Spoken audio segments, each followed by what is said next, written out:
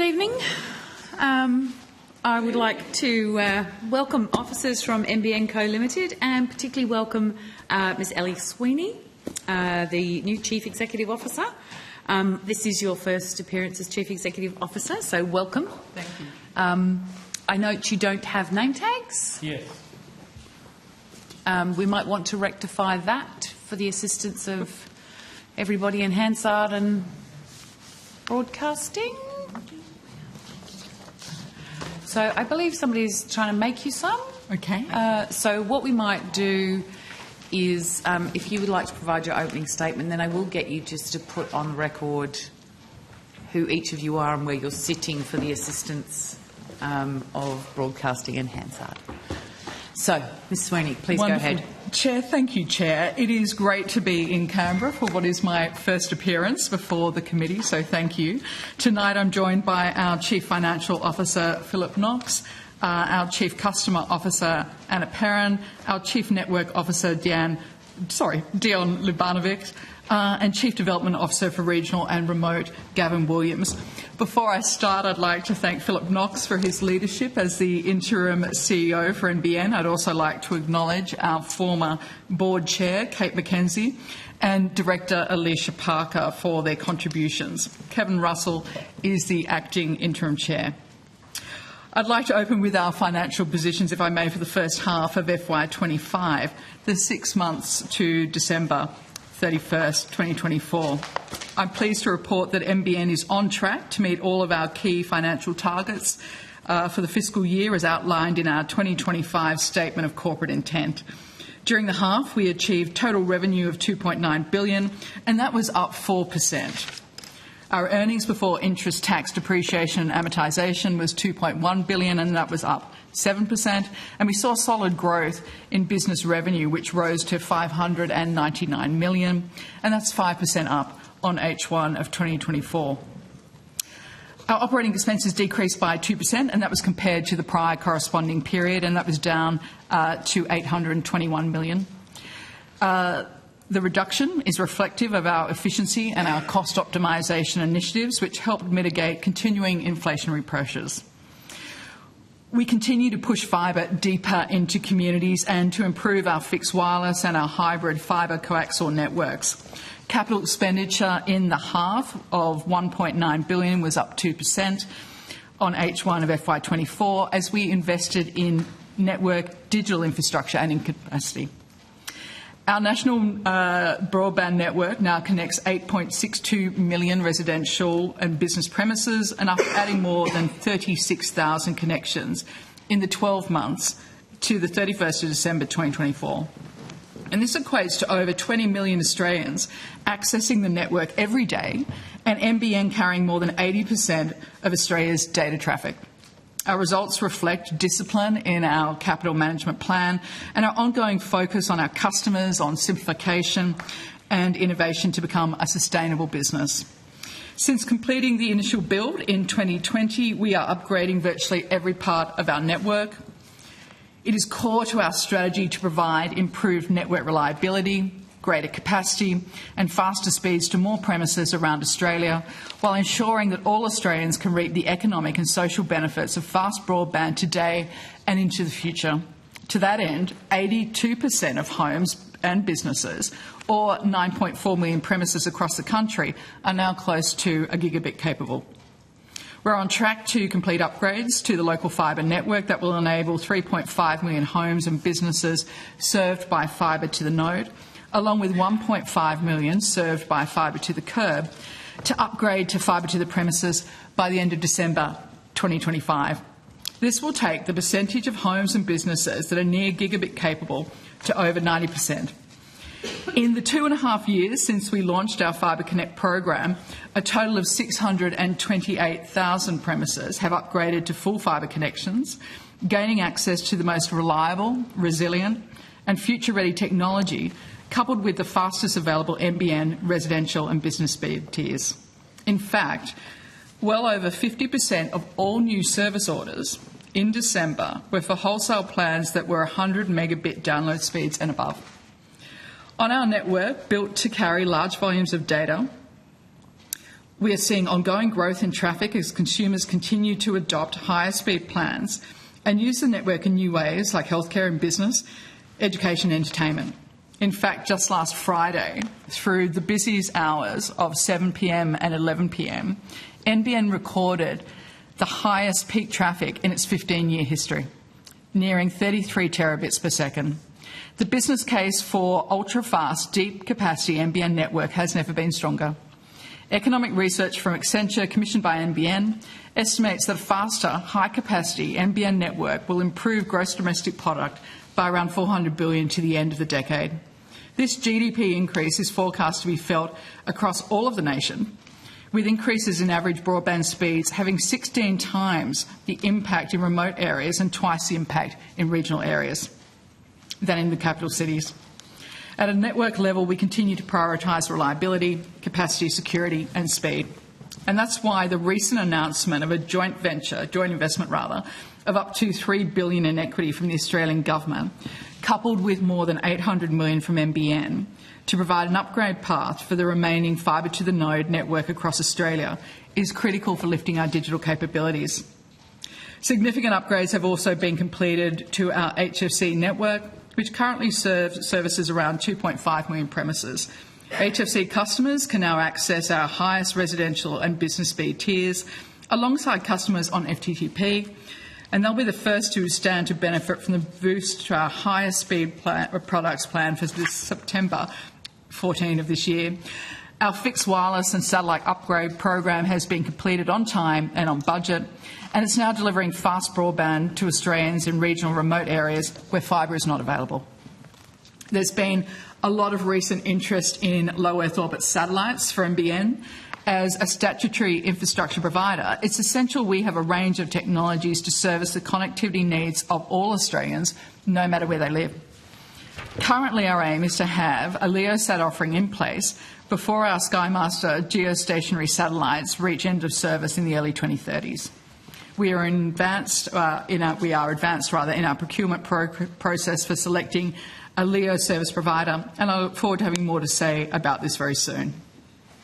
Upgrading our network is about providing capacity to meet large data demands as this continues to grow. And for context, the average data downloaded per NBN service per month was 490 gigabits in December 2024, which is more than 7 times what it was the decade before.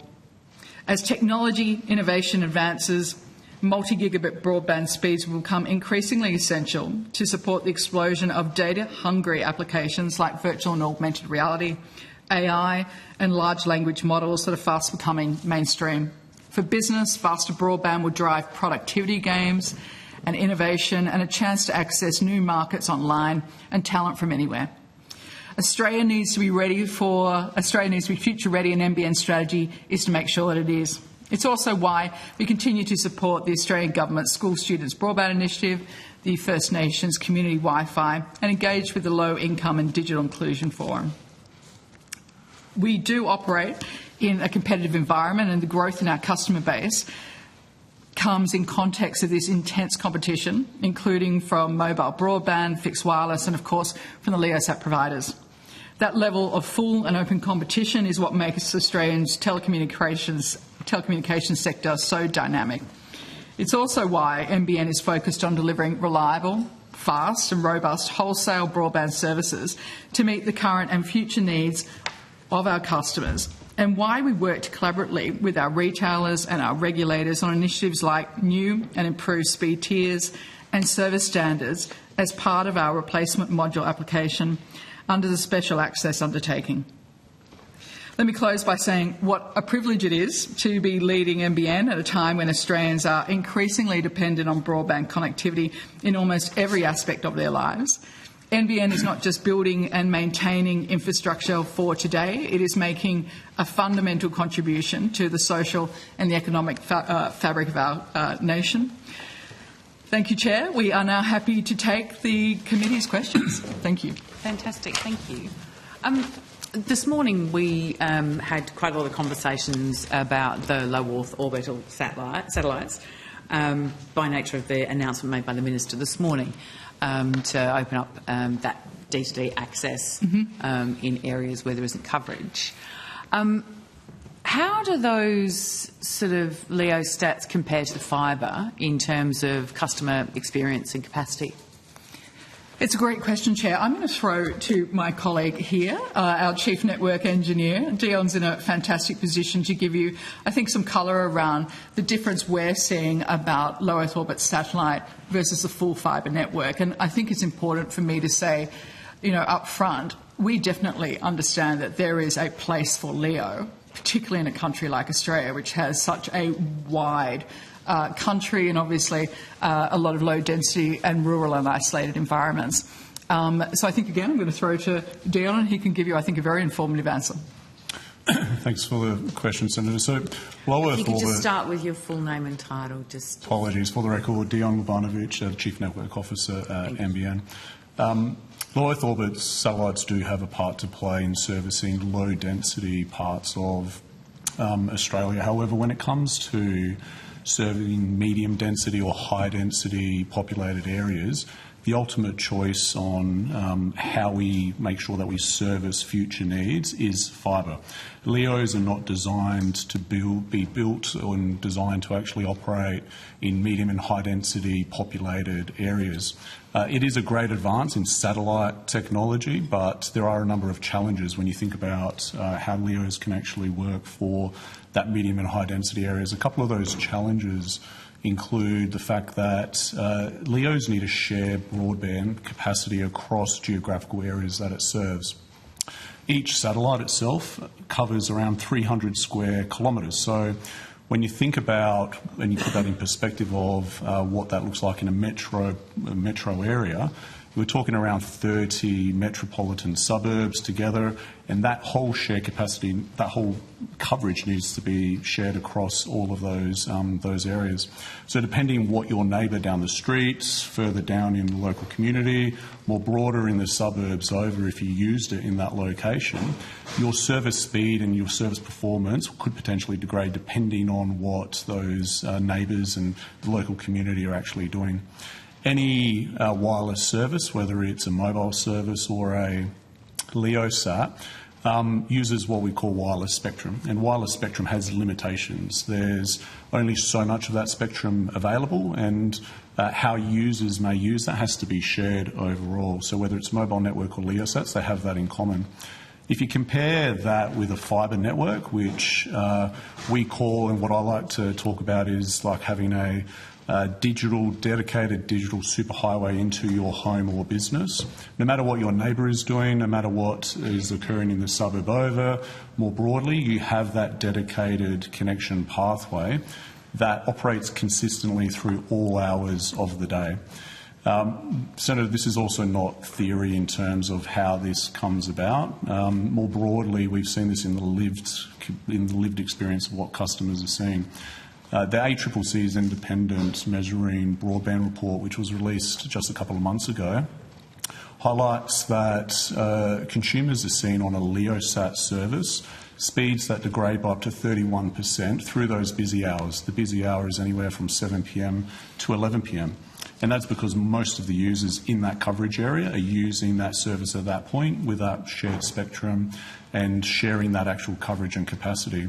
If you compare that to the measured broadband performance on NBN's higher speed tiers, which are 5 times faster and soon later this year will be up to 10 times faster than what you can get on a LEO satellite, there was a degradation of less than 2% in the same busy hours on our fibre and HFC networks. So fibre does provide that very reliable, consistent, resilient and high performance through any part of the day in medium and high density populated areas. One other aspect I'd probably highlight as well is the upgradability of fibre is a technology that outpaces any other technology, period. Last year we proved this from a world's first trial with Nokia, who we partnered with, where we installed advanced fibre optical lasers into our fibre network, our live residential fibre network, and we showcased that we're able to achieve 83 gigabits per second in the future off the fibre that we're installing today. And the only thing that we need to do in the future and future decades is to change those electronic boxes at either end, the exchange down the street and inside customers' homes. And the point of this is that upgradability and the cost to upgrade in future decades is much cheaper compared to, obviously, life cycle of global satellites and what that could look like too. So we do see LEOs as an important advance in low-density populated areas. But when we think about medium-density and high-density areas, fibre is the choice for the future. Excellent. But for those low-density areas with limited access, obviously the LEOs are going to make a difference. It is a great advance for exactly that reason, because our geosatellites do cover all parts of Australia, and what the LEOs are really doing is reducing that coverage area for those low density to provide more capacity into the future. So we do see that as a great advance and something that we will be looking to leverage in the future, as we've communicated in the past. So as your satellite network reaches a point in its design life where it needs something else? So, Chair, that's exactly right. So, again, the satellites, and I think we've spoken about this probably previously, but the satellites were commissioned in 2015 and 2016. At the time, they were obviously very state-of-the-art. And, again, they come up for end of life at the end of 2032, or to actually be, to have to be restarted from a generation perspective. I might throw just to Gavin to give any other update. But again, we see the logical next step for us is to move customers on GeoSat to LEO.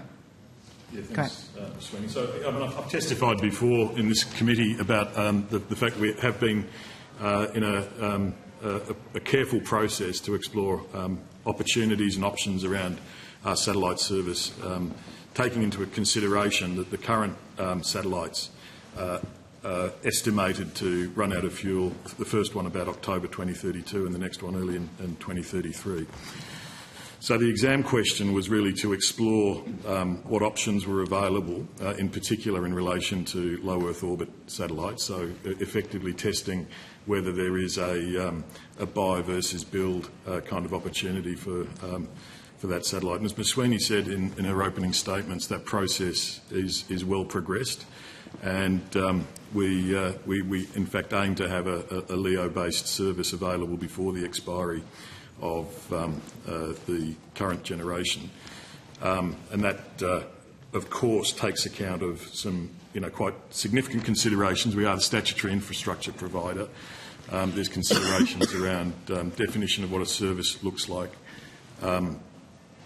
Security considerations, technical, commercial and operational considerations that have been part of that process. And of course that's in a backdrop of some significant improvements we've been able to make in our SkyMuster service as a consequence of a material upgrade to fixed wireless service. So perhaps building on Mr Lubanovic's testimony around fibre, I didn't want the opportunity to go to talk about our fixed wireless upgrade and our satellite upgrade that are doing more than ever for regional Australia.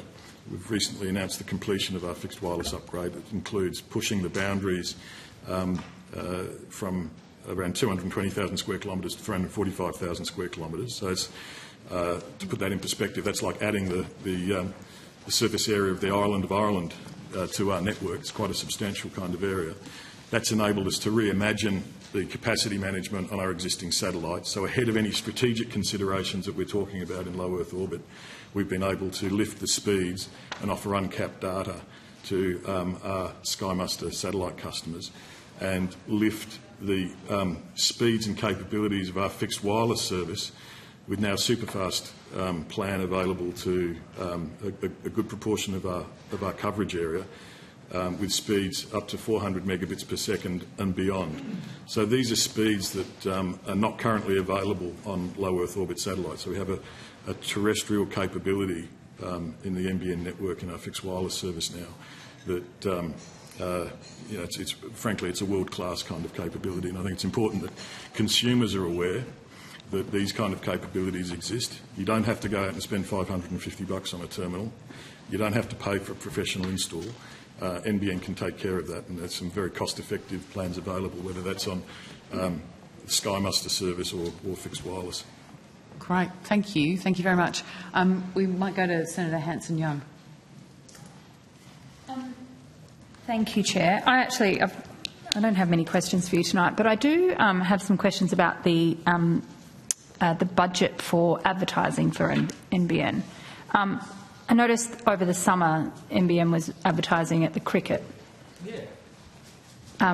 Senator, that's correct, yep. What's the purpose of the advertising? I'm going to throw to my colleague, Ms Perrin. Anna heads up our product sales and also our marketing team, so let me get her to give you an update. It's Anna Perrin, I'm the Chief Customer Officer. As a wholesaler, it's often not obvious why NBN needs to advertise and why we need to market to consumers and businesses. What we found is that we do work in a dynamic and ever-changing market, and we've made significant upgrades to our networks over the last few years. And we know that one of the number one issues that we face is that consumers and businesses just don't know what's available to them. They either don't know that the NBN is there, or they don't know what speeds are available to them. So the cricket was honestly a really good way to get the message out to the millions of cricket-loving Australians that watch that game. We know that 13.8 million Australians watch the cricket, and it definitely is the case that we know that people that saw that are 2 times more likely to go and check what plan they're on, what speed they're on. It's about education. Obviously, individual households, internet users, the account holders of their internet plans don't have a bill, or they're not buying the product from NBN. They're buying it through a retailer. Mm-hmm. Yes. NBN is a government company, a public company. Yes. I find it.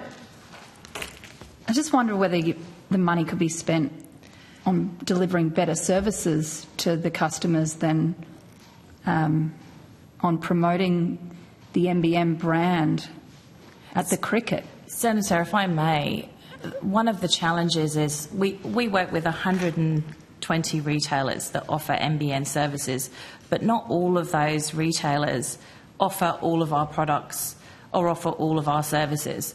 So, we know even from a recent RTEC report that said that ubiquitous broadband is now available everywhere, but the number one issue facing consumers is they just don't know that the national broadband network is available. So it's not always the case that if you go to your retailer and ask your retailer for an NBN service, that they will be able to provide that to you. It is a confusing environment for sure, but that's why we take our role in education quite seriously, and in fact retailers are actually asking us to do more of that, particularly as technology gets more and more confusing. The retailers want the public to pay for their advertising. Retailers are asking us to help educate consumers and businesses about what they need to do. I'll give you a really simple example. There was recently a customer who'd had ongoing issues. NBN had spoken to this customer, so had the retailer. There'd been a ton of discussion with this customer, and then we sent a technician out to her home. And actually, because none of our tests showed that there was any issue in her home, when we went out there, it was simply because she'd bought a fish tank and had put it in front of her modem. And by moving the modem, she got the service that she was paying for and that she needed. And it's that kind of education. When you go to our website, there's a ton of information about what speed plans are available, how you need to set your home up, and also which retailers sell which plans. So how much is NBN Co's advertising PR budget? Senator, I'd have. We have. I mean, the majority of our money actually goes into making sure that we're marketing to people to tell them that an upgrade is available in their home. We also have specific programs. If you move into a new home, we'll send you some material to tell you that NBN's available. We also do things like the Bush Summit. We work in regional Australia to again raise awareness. Chair, sorry. I understand. I might need to take the question on notice specifically around the advertising budget, Senator Hanson. Yeah, I'd like the budget. And it'd be good to have a breakdown of the major spend of the budget. I mean, Yes. I picked the cricket because I saw it. Yes. Right? But assumably you don't just advertise at the cricket, you advertise in The other cricket places. is the only that's the only external advertising we've done, Senator. So we'll be happy to provide that. So to that you. must have been that's a big contract for you then, in terms of. Well, we know that 13.8 million Australians watch the cricket and watch the men's and women's test that's over the summer, so it was a good way to get the message out there. Yeah. The advertising at the cricket wasn't telling people that they could upgrade, though, or how to move their fish tank from in front of their modem. It was just advertising the NBN logo and brand, wasn't it? What we're finding, though, is we're getting a lot more traction in terms of people remembering to check their speed plan, come and get more information from us or from our retailers. And our retailers are following up that particular campaign with various direct approaches themselves. Mm-hmm. Okay. Senator, it's probably fair to say, I mean, it's an interesting dynamic that we work in. So you have the NBN network, obviously, we have the retailer network, and increasingly we have, obviously, people's in-home networks. So I think, it's really incumbent on us, particularly as we launch speed tiers, to make sure that as we provide that upgraded speed tier capability, it's going to be a good experience. So again, I think it was the first time we've advertised externally. Obviously, we'll PIR in terms of the benefit of that as well, and we will come back with the data around the budgets as well. A lot of work is done from a social media perspective as well, Insta, so quite, guerrilla campaigns as well from a digital perspective from our customer bases, and also in-home experiences as more and more people buy smart TVs, really making sure that they're set up for the best experience to really leverage the investments that we've made. Did you have any conversations with the Minister about this advertising budget before, or the advertising plan before you did it? It actually, I think, predates me, so I'm going to have to take that one on notice. Okay. Nobody else has the answer to that, as to whether you discussed it with the Minister or the Minister's office? Not that I recall, but I'm happy to take that and just double-check. Mm-hmm. I'm just asking, given it's government, a government product, public spending, and we're in the middle of an election year. So there's an obvious question as to the role of government in this. So those questions would be helpful to get back quickly.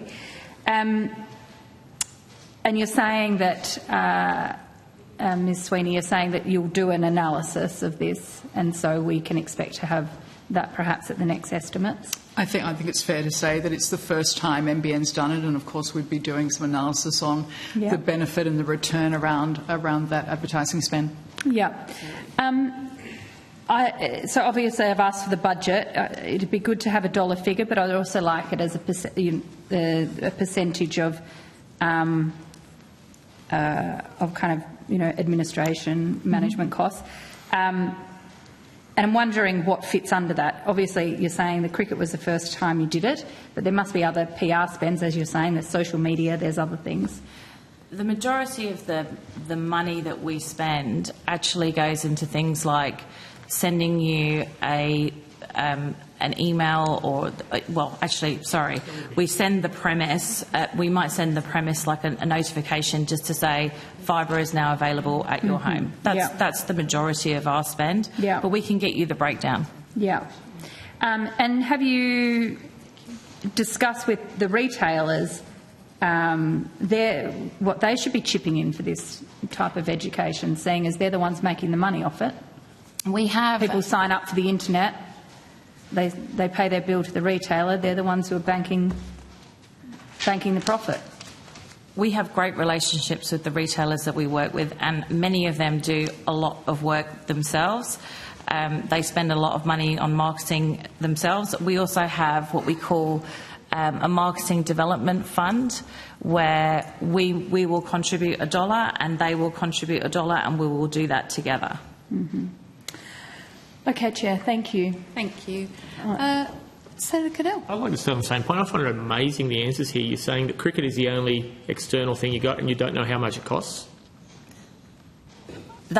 Sorry, we were talking about the overall spend. But you said cricket was the only... How much did the cricket sponsorship cost? The cricket, we have an arrangement... Chief Financial Officer there, if you can... We have an arrangement with Cricket Australia where they have asked us to notify them if we're going to specifically disclose that number. You're at Senate estimates. I understand. I didn't Senator. realise. Thank you, Senator Cadell, because I thought it was that they didn't have the figure. Yeah. But actually, you're saying For the whole spend, yeah. Okay, for the whole spend, sure, take that on notice. But if you've got the figure for what you spent on the advertising for the cricket, I would like that tonight. And this is Senate estimates, and I'm sorry, but Cricket Australia doesn't dictate what gets handed up here. If we could take it on notice, and I will get that back to you as quickly as possible. It's part of the arrangement because Cricket Australia obviously But has... you're a public entity. Lots of... You're a public entity. Senator Hanson-Young, they do have a right to take it on notice. I'm sorry, Chair. I don't know. They don't have the right to take on notice if they have the answer. They have the right to ask a public interest immunity. They do not have the right to take it on notice. They do have the right to take it on notice to consider the sensitivities, not to refuse to provide it. Commercial incompetence is not a sensitivity on this is allowed. Not for a PII, but they are indeed entitled to go away and consider it. So NBN Co is covering up how much it paid because they don't want to put it here tonight. Is that what I'm taking up? Senator Cadell, I think that it is a long-standing practice in these forums to allow officials to take a question on notice so that they may consider sensitivities. It's not reasonable to draw the inference that you have just drawn from that decision, which is clearly available to the officials under the standing orders. The Chair has said that commercial sensitivity is not a public interest immunity claim. That is the only claim Not that was raised by Ms Perrin by itself. She has the information. So, in writing, Senator, can we have... So, Senator Cadell, just to be really clear, my point was that in and of itself is not a PII. I agree. However, they are well within their rights to take it on notice to provide the answer from a sensitivity perspective and any other considerations they may need to consider for whatever contracting they have in place. They're not refusing to answer it, they're just going to take it on notice and come back to us. Now, if they come back without the answer, then of course that becomes a whole different ballgame. But I don't believe that's what you're saying to us, Ms Perrin, at this point in time. We just want to notify Cricket Australia under the terms of the contract we have with them. It's about Cricket Australia, not about NBN providing the answer. Well, I mean, this is part of my problem with the way this is all being run, because NBN is a public entity. You are a taxpayer funded, you're for the purposes of the public. I don't really care whether Cricket Australia is watching or not. If they're not watching, well, you could send them a text and tell them you're going to have to cough up the information. But it's not up to them to dictate what information the public has a right to know. As the chair, I'm going to say that they have the right to take it on notice to come back with as much information as they can provide to us, and if there is any reason they're not prepared to provide it to us, they can put that in writing and we can deal with that then. But just be really clear that a commercially sensitive scenario in and of itself is unlikely to get you a free pass on not providing information. We'll take it on notice. Chair, we're totally fine. We'll take that on notice. I think the 2 points have been very clearly made regarding the marketing spend and also Cricket Australia. Further to that point, was hospitality part of the... Absolutely not. There's no hospitality No. at all? Okay. There's also ads on 2GB, am I wrong? Just for the NBN brand?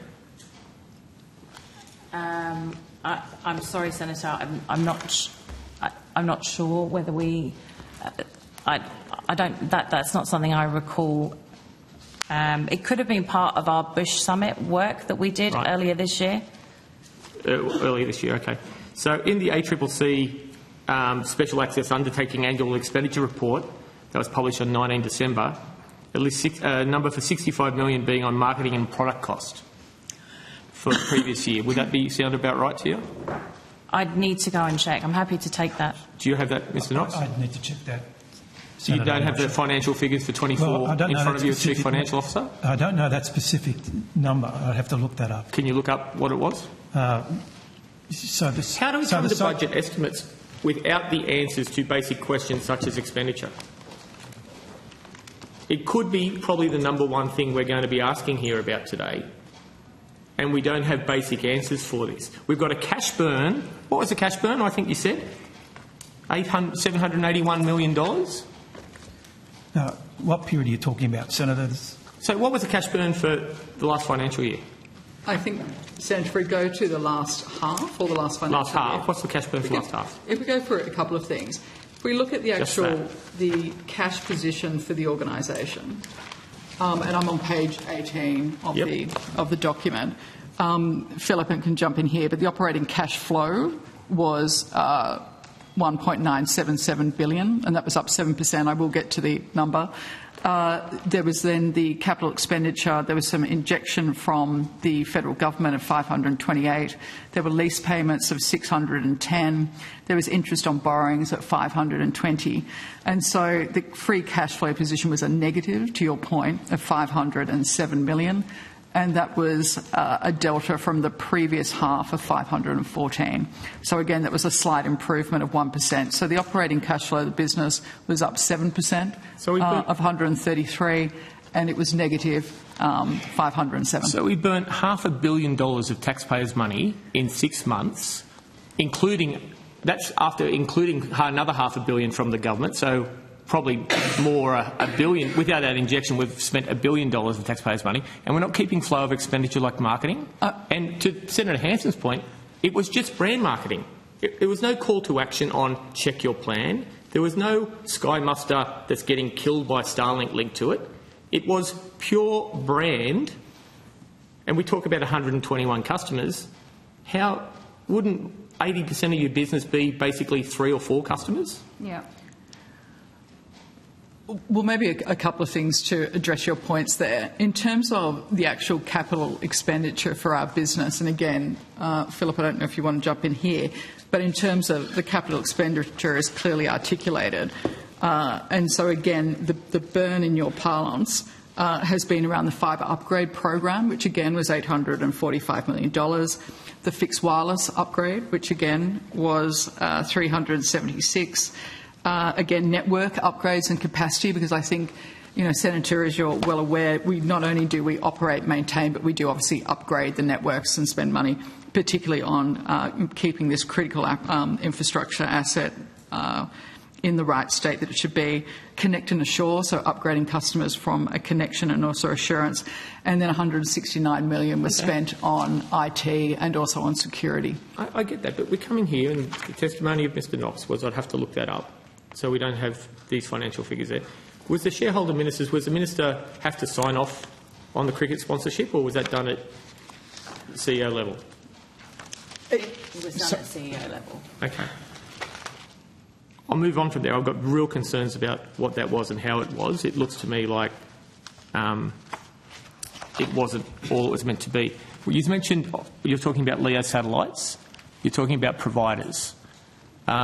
Given that you do not want to be the owner-operator, we're talking about sovereign risk of that. You're talking about launching and owning, or you're talking third-party contracting to be the sole operator of other satellites? Senator, I'll throw to Gavin in a second, but again, LEOs, as you're probably aware, they are global satellites. Yep. So it would be very unusual for a sovereign country to be able to launch a LEO satellite. Right. In terms of the RFP, again, we were working and have been working with the global LEO providers. So I was just on the map there, and I think there's about 160 over Australia at the moment. They're watching their tracks as they go around. So my concern is if Australia isn't going to own their own stats because of those things. We have this morning an announcement where we're going to have the universal service guarantee. There is only one operator at the moment and can have a fully operating network by 2027, isn't there, of LEO sats? Gavin, I think we may have a different view on that. Okay. And I don't think that was the evidence that was provided to you this morning. They couldn't offer one. I asked one minister, I said, give me one other contractor than Starlink that will have a fully serviced net by 27, and that wasn't being able to give them to me. So if I can get there now, who do we think will have full coverage of Australia in LEO sats other than Starlink by 2027? I'm not sure that I can answer that correctly. We're looking, as you know, to be able to have a LEO satellite ready to go to replace our geo satellites. I Our understand, yeah. timeframes are probably slightly different. And that's right, 2032. So I've got about 7 2032. Yeah. And I understand that transition. That's fine. Yep. My concern is we're talking about the Amazons, we're talking about other providers, but none of them seem to be able to have the coverage of Starlink currently has by 2027. They may have by 2032. I have no qualms about that on that launch. So We're going to rotate if you want to Okay. wrap up. I have many You more to can- go. I'll pass now and come back. Okay. Senator Dunman. I just want to talk a bit about small business. So, I don't think you covered this in your opening statement, but obviously rural and regional Australia, small businesses in particular, really need reliable broadband access in particular. Can you talk about how rural and regional Australia will benefit from the completion of the fibre upgrade program with a specific kind of focus on small business, please? Okay, fantastic. I think the thing we did mention, obviously, was the 5% growth on business in our results to $599 million. I might ask my colleagues to represent this in two ways. One, maybe just for us to give an update in terms of particularly the remaining 622,000 fibre to the node upgrades that we're doing. I might get Dion just to talk to that in a little bit more detail, and the percentage that we will see in regional and remote Australia, and particularly around some of the benefits that we expect to be able to see by going to a full fibre or a fibre upgrade path for those customers. And then, Anna, you might like to add in around some of the plans and the work that we're doing also with business. Senator, maybe if I just start with the first 3.5 million rollout that we've been doing since 2021. We are well ahead of where we expected to be. 2.8 million of that 3.5 is now ready for order to retailers and customers across Australia, and we're on track to complete that by the end of this calendar year, both in time and within budget. And that does mean, as Ms Sweeney mentioned this earlier, that 9.4 million premises have capacity and capability to order up to gigabit services, which is 82% of the fixed line network. By December, we'll see 90% of the fixed line network able to be gigabit capable. We're also seeing continued strong take-up through this rollout. We're seeing weekly run rates consistent with what we released at the half-year results of around 8,500 orders, which cover both homes and small businesses and businesses in general across Australia every single week, which is also ahead of where we expect it to be. And what we're seeing as customers move over from copper to the fibre network is a reduction in customer faults, in truck rolls, for faults, and resolving copper issues that are within the network. And I think that's a great outcome in terms of where we projected the network to be. We're also seeing, because we have focused on homes and businesses that have underperforming lines, copper lines at the moment, that we're seeing very strong take-up, which I might get Ms Perrin to mention what they're seeing in that front. In regards to the recent announcement, the 622,000 final premises in the FTTN network, more than 50%, around 54%, are in regional Australia, with around 46% in metropolitan suburbs still. We're progressing that at pace. We're operationalising that program as we speak, and we've been doing that since the announcement. We've conducted a number of town hall sessions in multiple states with contractors so that they're aware of what's coming. And we've also been meeting key stakeholders across Australia, particularly in the ACT, state government agencies, to support some of the rollout that we have here in the ACT.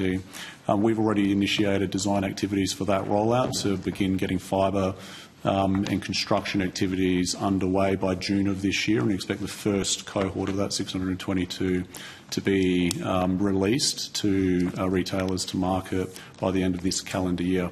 We will be progressively doing that construction over the next couple of years from 2026 onwards and releasing that as we go. So that will complement the entire FTTN network, provide every home and business in that area opportunity to move to a fibre service. It may be worthwhile just to touch on the underperforming lines. Yeah, I mean, just to make a comment on small business, we know that 97% of all Australian businesses are small businesses of 20 people and less, and we also know that their needs are specific and they're changing. We've got two real strategies. One is around making business fibre plans more available. So as we've rolled out fibre more across the country, we've been able to offer that to more businesses. And the other piece is making those plans more affordable. We know that there's been small business connectivity has been fueled by growth in cloud services, AI applications, people working remotely more, people working from anywhere they want in the country more.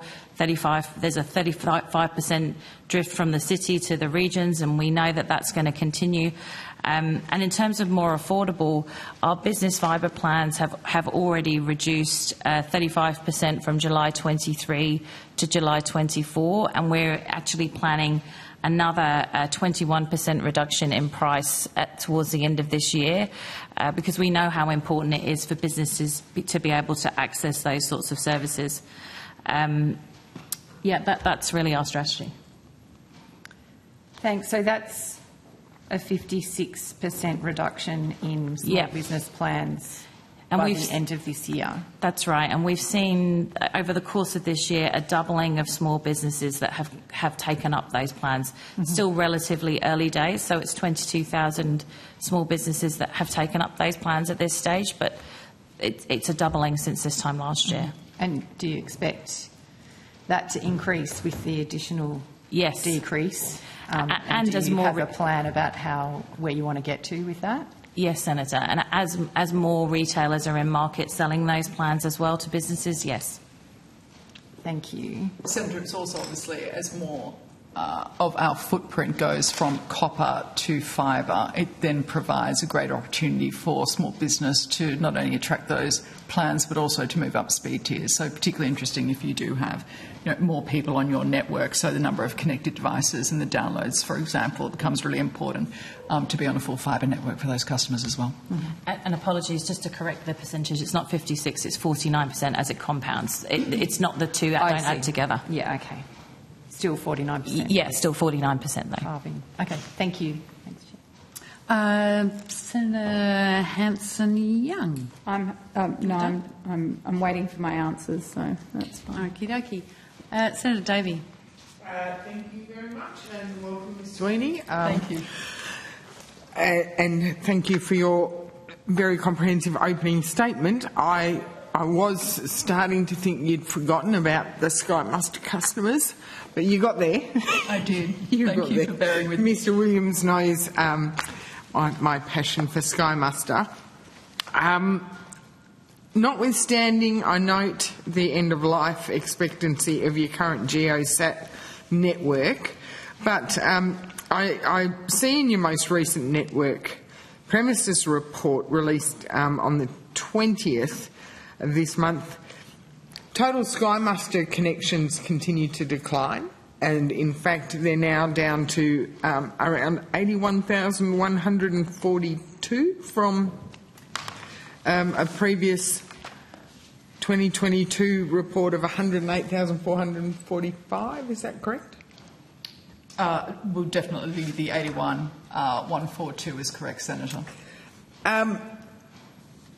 What do you credit that decline to? Because I know what I hear anecdotally, but have you got any statistics or data? Do you sort of do exit interviews to find out why people are disconnecting? Well, a couple of things before I throw to Mr. Williams. Just on that, it's fair to say, obviously, we only see the premise, so the end user is actually sitting with the ISP. So, again, I might throw to Mr. Williams just to give some flavour around that decline, but clearly it has been declining over the last couple of years, and you're correct, the number is 81,142 at the moment. Yeah, I think there's a narrative around bush broadband that there's never been a better time for bush broadband, and it's never been a better time, I'd argue, because there's choice. With choice, there's implications for existing providers, and NBN and the Sky Muster service is an example of that. Now, what choice has been developing in regional Australia in the Sky Muster footprint? There's several. One, in fact, is the expansion of the fixed wireless service that I spoke to just before. So part of that expansion is in that area roughly the size of Ireland, that includes a premises, or accommodates a premises count of around 122,000. That's not active premises, Senator. That's premises within that footprint. And you can see that on the premises report in the Ready to Connect columns as well. So a shift from the satellite to fixed wireless.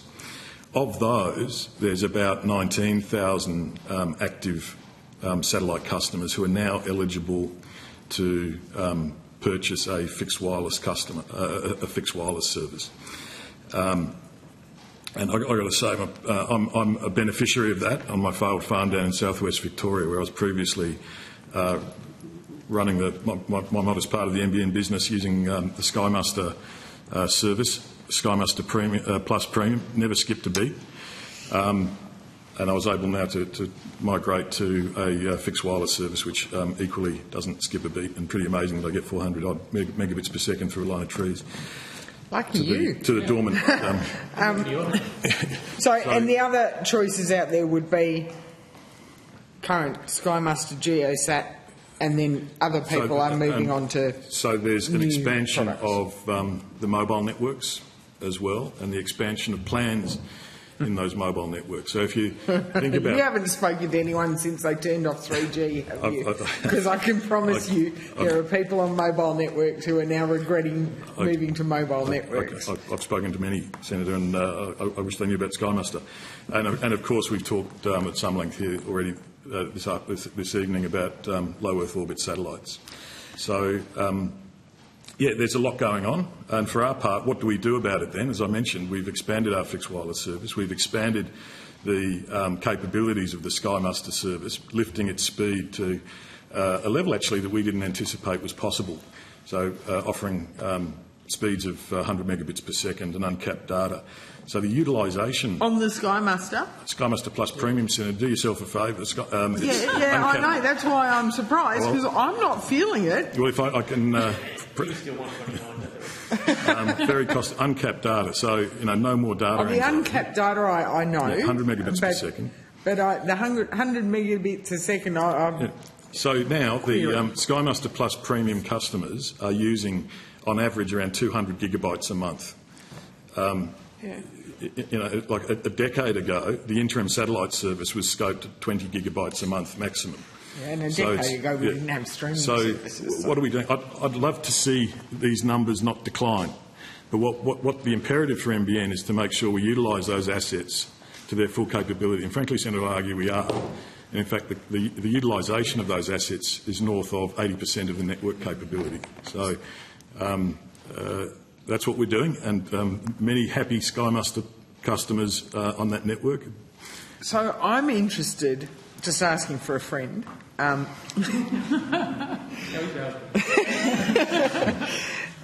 You mentioned when you were talking about LeoSats earlier that one of their challenges is that they still need broadband capacity, so they're still using the spectrum.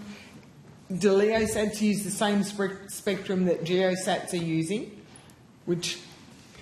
and also that the mobile network is using? Because we keep hearing from other telcos for mobile networks that the spectrum's sort of congested, and that's why things might be slowing down at certain times of the day. And I'm just wondering, are we going to stop seeing the increased benefits just because we're going to saturate as many people as possible are going to be trying to vie for the spectrum that's already full? Yeah, well, Senator, so the spectrum is very carefully managed by the ACMA. I mean, if you say it quickly, they do sound like the same spectrum. So, Ka band, millimetre wave, Ku band. There is the various technologies use similar bands, but the frequencies within those bands, the orientation, so the ability to discriminate between satellites at various inclinations, it's something that's carefully managed by the ACMA to ensure that it's not a free-for-all, that unmanaged spectrum is, the analogy being, say, Wi-Fi, where you can, Wi-Fi can congest if you're in an apartment block because the neighbours around are using the same kind of spectrum. In the case of licensed spectrum that we're talking about here, it's something that is carefully managed. And the way, for example, in our fixed wireless upgrade, one of the ways that we've been able to achieve such a massive capacity increase for that network, sort of 4 to 5 times capacity as part of that upgrade, is to have massive spectrum reuse. So in fact you could use the same bit of spectrum multiple times from the same tower to serve different homes and businesses within that footprint. So there's sort of analogous techniques that operate in the satellite sphere as well. I think that's and just similar topic, but moving on. You were talking about looking at solutions for post 2032 and 33 when the geosats reach the end of their life, and you're investigating potentially LEOsat options, amongst other things. We spoke earlier today with the department and others. In the government's 2024 regional telecommunications review, it was observed that current LEOsat constellations are owned and operated by foreign companies, raising questions about data security and control over sovereign risks. Are those potential risks forming part of your investigations as you look for a longer-term solution? Absolutely. So a range of issues around data sovereignty, surety of service. As a statutory infrastructure provider, we can't put up the sold out sign. So we need to be able to ensure that we have, in any partnership that we might enter into, the surety that we can meet the potential demand of a statutory infrastructure provider safely, securely, with the national interest at the heart.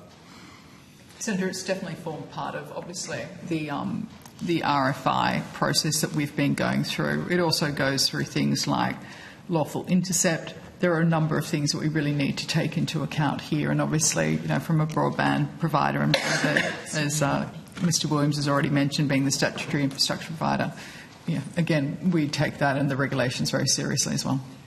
Have you, as yet, put a recommendation to the Minister, or is that still some time away for a future option for Skymaster? Well, we keep the Minister appraised of and the Department appraised of our progress. But you haven't formed a final recommendation?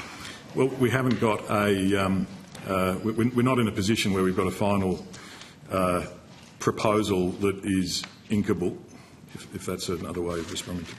And it's fair to say that when you do, or whatever the final proposal is, the Minister will have to approve? It'd be subject to... I'm careful of my words because I'm not sure technically the process is, but a materials procurement exercise such as this, yes. Okay, thank you. Thank you. Senator Billick. Thank you. Earlier today I was asking Australia Post about the activities they undertake in areas where a natural disaster's occurred. So I was just wondering, I'm thinking about the recent floods in Queensland, so I was just wondering what sort of initiatives NBN has to make the network more resilient to national disasters such as the floods in Queensland. Senator, we've got I think an excellent engineering and operations team at NBN, and they have a lot of experience in terms of emergency management and crisis management. So we were definitely impacted by the recent floods in far north Queensland. We were impacted by the cyclone coming in off the coast of WA. Part of the reason that we are working through and obviously looking to build a more resilient network, and some of that is around the investments that we're making in upgrading from fibre to the node and fibre to the curb to a full fibre network. The fault rate, as Mr Labanovic has already mentioned, is significantly lower when you move on to a full fibre network. Again, when you're on a copper network, it's potentially ageing. It has impacted and degradation from water ingress as well. So there's a number of things we're doing around building resilience within the network, and it includes a number of upgrades and resilient programs we're running against our fibre to the node, fibre to the curb, our HFC network as well in terms of the investments that we're making. We have a large team of people working with our battery replacements. We have a number of cell on wheels so we can move them. We have 121 POIs within our network, and we have POIs that are available to go if we did have one of our POIs actually go out. So we have, I think, a well-honed team in terms of this. We don't take any of this lightly. We work well with the emergency services in each of the states and also at a national level as well. So I think it's in an area which, again, when you're running critical digital infrastructure that we are, with over 20 million people touching it a day, it's something that is taken incredibly seriously. Do you have any other sort of assets, I suppose, to deploy to support communities in emergencies, other than the ones you've listed? Yes, perhaps if I'll raise a few. So, Thank you. One of the key areas actually is satellite disaster recovery solution in emergency evacuation centres. So we're learning from Black Summer, where the team went to the campground in Bateman's Bay on, I think it was the day after New Year's Day, on that fateful summer. We identified that we could support the community with a satellite service and off-grid power. And at the time it was a scramble with people knocking on the doors of a local electrical supply to find routers and such things. So that spawned the Strengthening Telecommunications Against Natural Disasters program. So we've now got 1,000 evac centres armed with satellite connectivity available for community members. For example, there was one in Ingham Showgrounds which actually wasn't called upon at the time because it was tragically underwater. But so that's one. Other assets include flyaway kits, which are again the portable satellite SATCOMs devices.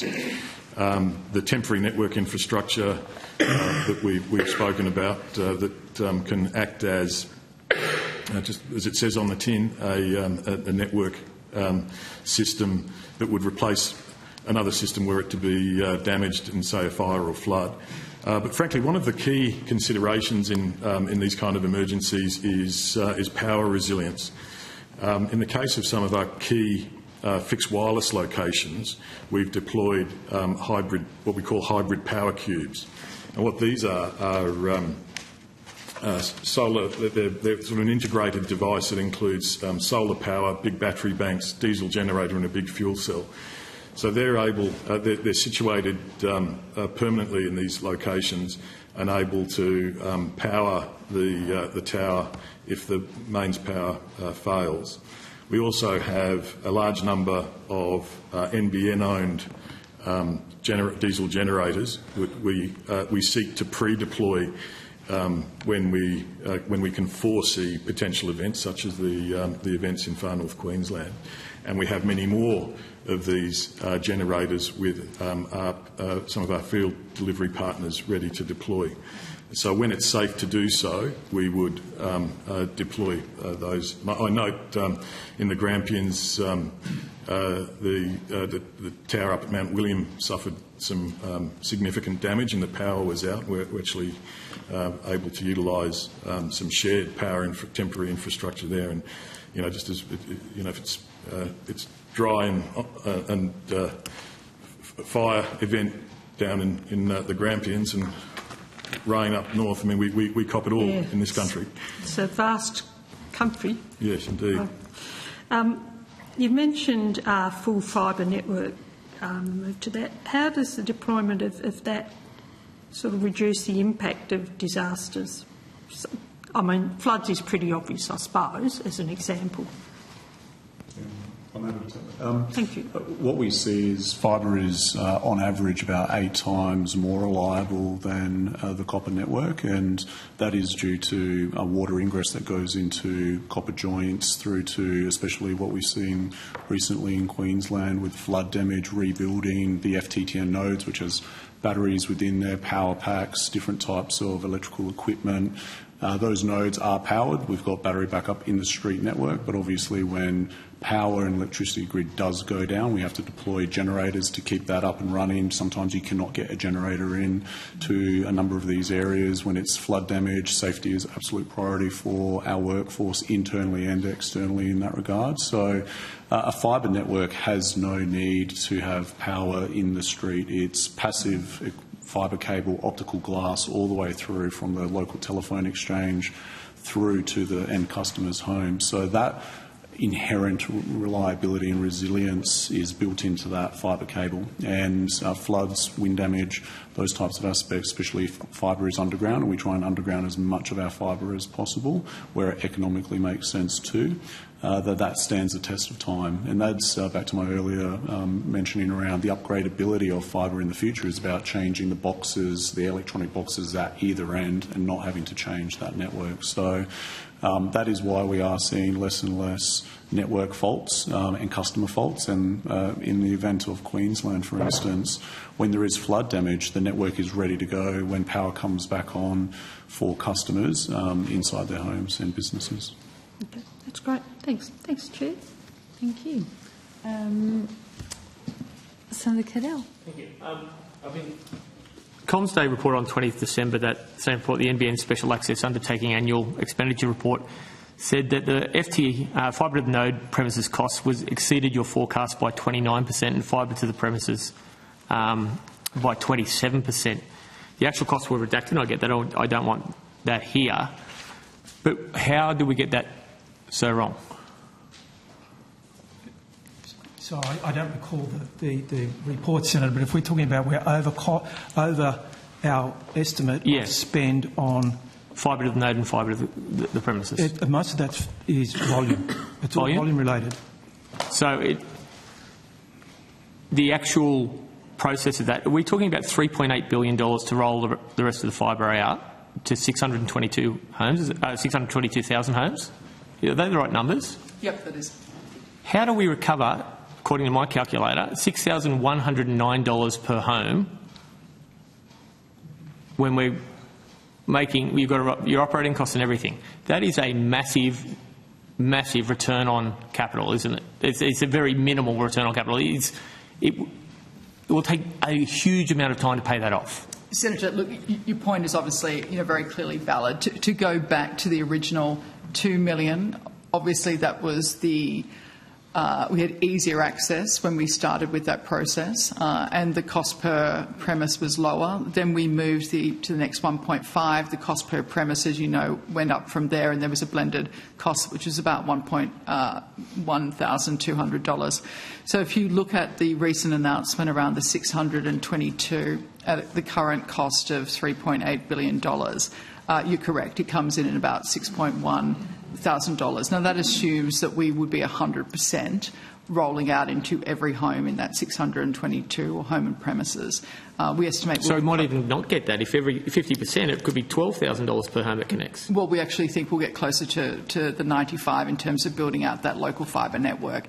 It's fair to say this is an investment which has a longer payback period based on, again, those numbers that you've rightly pointed out. In terms of where we think we'll be from there, it is about digital inclusion. Again, we would not have been able to upgrade at the same pace without that investment from the government, so we definitely welcome it. And in terms of our capital management plan and ensuring that we are managing that appropriately, we will be doing that absolutely in terms of the final 622,000. I think we've already mentioned that the 3.5 million that we'll have completed by the end of this year will come in on time and on budget. Well, one of the 622 doesn't have fibre, but I feel guilty about the spend. You said you'll be migrating a lot of the 100 megabit per second plans to 500 megabit per second plans later at no cost. Is that still the case? That's correct. So in September of this year, the opportunity, and Anna, I might get you to talk to this in a little bit more detail. There's been extensive consultation with industry and also with industry partners on this, with the RSPs, around being able to upgrade our speed tiers. So, Anna, I'm not sure if you'd like to. Yes, and on September 14th, we've announced that we will be our 120 plan we will make that 5 times faster to 550 at no additional wholesale cost. No, but you expect backhaul to cost more, so that retailers might actually charge more? Have you looked at the impact that what you think retailers will do? Yes, so we've been consulting deeply with the retailers on this topic, and obviously different retailers have different network considerations. Different backhaul needs and everything, I get that sort of thing, yeah. So we have been working with retailers on some of the things that will make a difference to them. So, for example, some of the raised NNI costs, which is network-to-network interface. Yep. So we've reduced the price on that to make sure that we're lowering the impact on the industry. How does it work when we're getting, I take the point of increased marginal cost as we get to validation there, but we're lowering the charges like the NNIs and no extra cost for 500s. How do we recover this money? So I would say that it's a different sort of question. We know that around the world speeds are lifting. We also know that we've reached critical points with our network rollout that mean that we can offer this. Mr. Labanovic can talk to the network upgrades. I heard his 81 gigs earlier. I went, wow, I'll be king of world of tanks. It's definitely about... We're in an evolving competitive market. We'd reached these important milestones on the network, and so we thought that now was the right time to do this. Our cousins in New Zealand, Chorus, their most popular plan is a 300 megabit plan, and they're going to do a speed boost to 500 as well. So this is simply about making the most of our network. Okay. I mean, there's a couple of things there, if I could add also. Yeah. I mean, it's obviously there's a revenue impact as we move customers and as customers elect to move on to the higher speed plans. But there's an efficiency gain for us around moving customers off the copper network onto the fibre network. Again, that's quite substantial. You're probably aware that we run 7 networks at the moment. So in terms I'm on a bloody rim server. I'm happy to get phone. Yeah, that's fine. So in terms of the cost and being able to simplify, streamline our business, reduce IT costs, reduce the costs we've just mentioned around batteries, the nodes. We have 28,000 nodes still in this network. So again, the way we look at it is from a cash flow perspective. Once it does go obviously positive, we own the asset, stable revenue, looking at what we're doing from OPEX and obviously the capital reductions that we'll see. Yep. Okay. I'm going to be very, very careful on this next little bit because it is somewhat sensitive. We've got a lot of concerns regarding the field contract services tender that's currently out about the rumoured preferred suppliers and some ACCC action against some of those big guys. Are you considering that before it's out, or has the decision been made and final?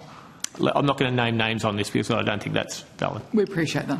Yeah, I can cover that. So, Senator, in general, all of our procurement processes are very rigorous, and we've got purchasing frameworks in terms of how we go through those processes, control points through to multiple rounds of assessment, feedback through all of those processes. What you're referring to in regards to the field module RFP that we've got out at the moment, we've been in deep consultation with our partners, industry, since November of 2023. So it's been almost 14-odd months. Through that consultation, we've been working through what does good look like in co-development for this into the future.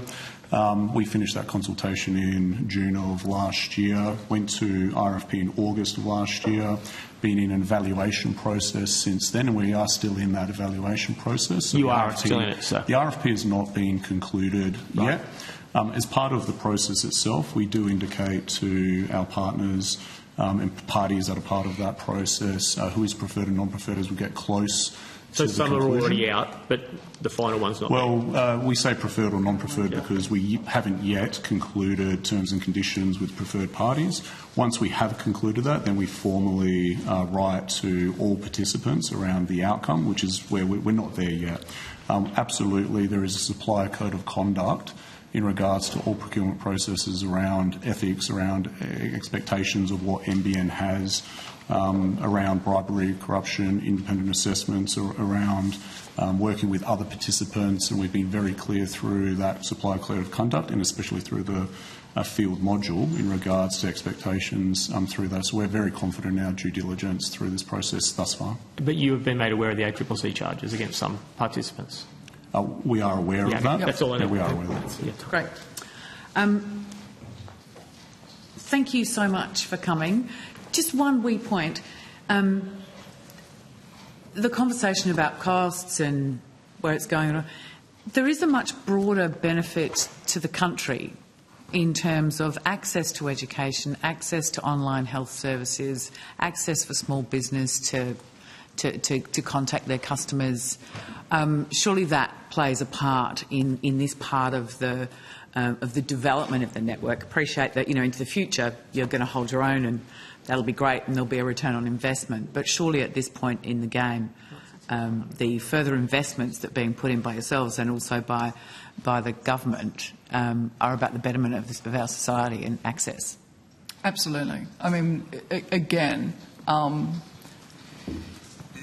the $3 billion investment has brought forward our ability to upgrade those last 622,000 customers who today would not have had an upgrade path off copper and would have been on a service that was degrading.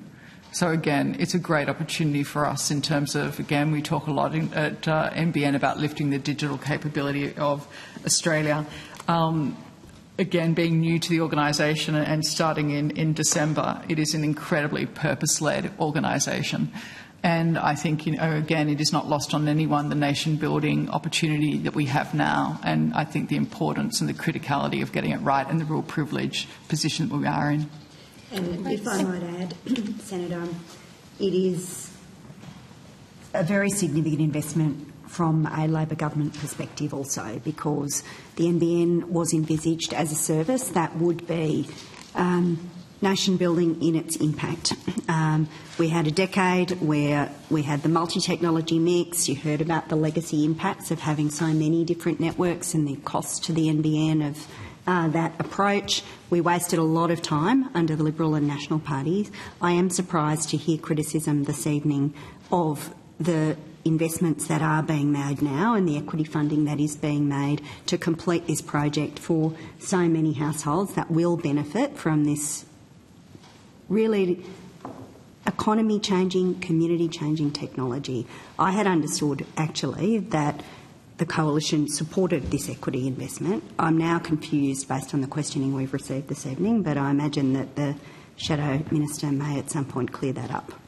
Indeed. Thank you, Minister. We're not concerned. We're just worried about the amount it is costing and if the public needs to know. We're not saying it shouldn't be done, but we want clarity.